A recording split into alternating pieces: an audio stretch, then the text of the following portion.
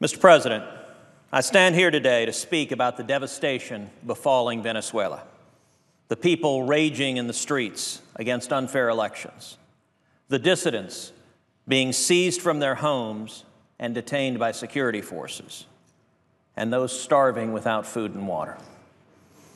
Venezuela, once one of the most richly resourced countries in Latin America, is being dismantled by Nicolas Maduro and his flailing Chavista regime.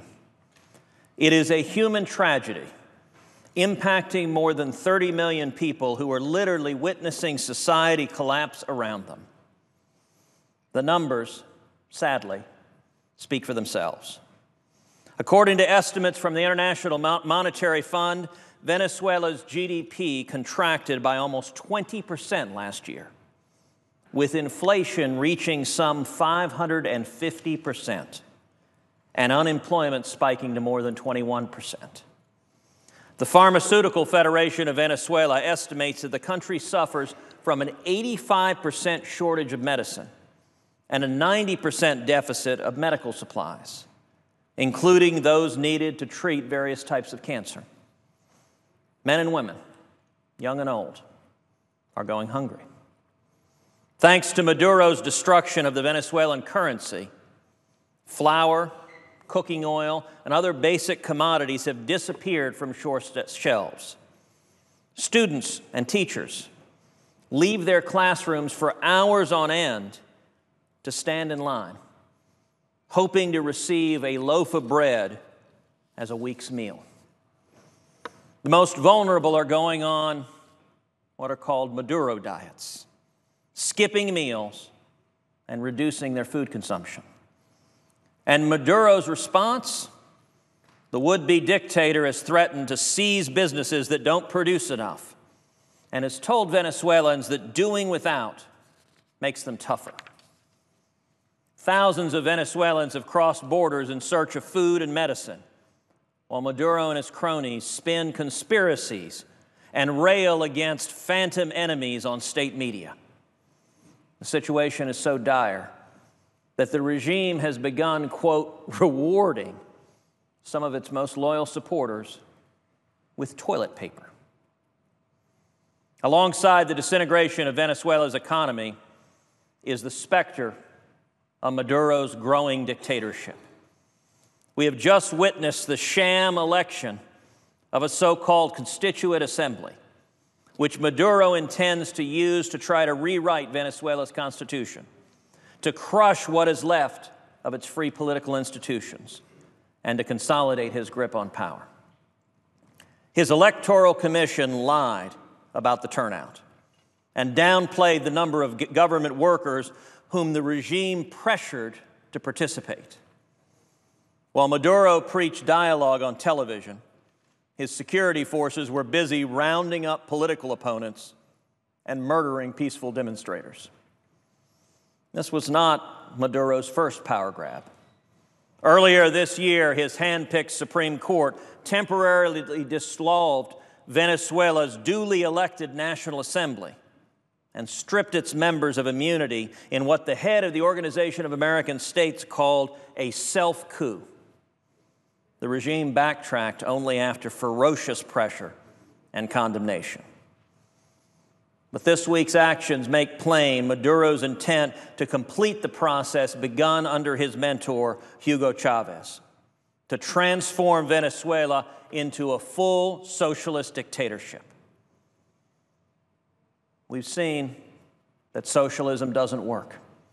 We've seen the ravages of government control of the economy. The Venezuelan people are suffering, and when combined with dictatorship, it is a toxic mix. Maduro's actions must not continue unchallenged.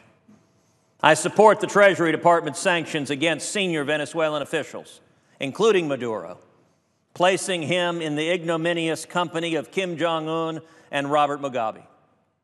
We must keep the pressure on and continue to isolate and delegitimize Maduro's regime. For behind Maduro can be found China, with its billions in infrastructure investment, and Russia, with its growing control over Venezuela's energy sector, and Iran, whose Hezbollah proxy launders money with Maduro's acquiescence. Yet Maduro is not without opposition. Brave men and women in the tens of thousands have taken to the streets to demand a better future for themselves and their families. Many dozens have been killed by the regime's security forces, and hundreds have been detained. These freedom-loving people represent the best of Venezuela and fearlessly follow in the footsteps of generations of dissidents against socialist repression. Just yesterday, Maduro's security forces seized two prominent opposition leaders, Leopoldo Lopez and Antonio Ledesma, for daring to criticize his regime on social media. These two men were carted away in the middle of the night, leaving their loved ones traumatized and frantic without information. To Lillian and Mitzi, the wives of these two extraordinary men, I want to say that you two are two of the strongest people I've ever been blessed to meet. Your husband's fight inspires me and millions of Americans and people across the globe. And I urge you to continue to stand and fight on behalf of your husbands and the many others that are held captive by the Chavista government. I look forward to welcoming Leopoldo and Antonio back in freedom, and I hope playing leading roles, leading a free Venezuela, a post-Maduro Venezuela. Members of my own family have lived through this sort of oppression in Cuba, where a lawless government can raid your home without warning, arbitrarily detain your relatives and neighbors, and ensure that you hardly, if ever, see them again. And to Lillian and Mitzi, I tell you, I will continue to raise my voice and to call for action, real action, to help Leopoldo, Antonio, and every other Venezuelan willing to stand and risk everything to live in a free and prosperous and democratic country. It is well past time to consign Chavismo to the dustbin of history. To the millions of Venezuelans waiting in lines for food and clothes and medicine, struggling with galloping inflation, fearful of Maduro's henchmen detaining their friends and families or gunning them down in the streets, and thinking themselves helpless in the face of their country's decay. You are not alone and should not be afraid. America and our allies will help see you through this crisis and help you recover. Each new outrage from the Maduro regime only makes our solidarity with you grow. You are strong, and Maduro is weak. You are Venezuela's future, and Maduro is its past. You will win, and Maduro will lose. Venezuela is not the private preserve of a bus driver turned authoritarian thug in a tracksuit.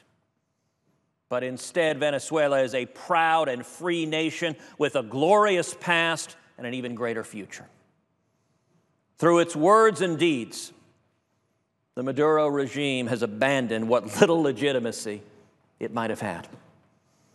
When this regime expires, Venezuela will restore its place at the forefront of Latin America and become a good friend and partner to America once again. We stand with the Venezuelan people as your friend against this socialist oppression, and we tell you there are brighter days ahead, brighter days of economic cooperation, of energy growth, of abundance, of prosperity, of throwing off the shackles of totalitarianism.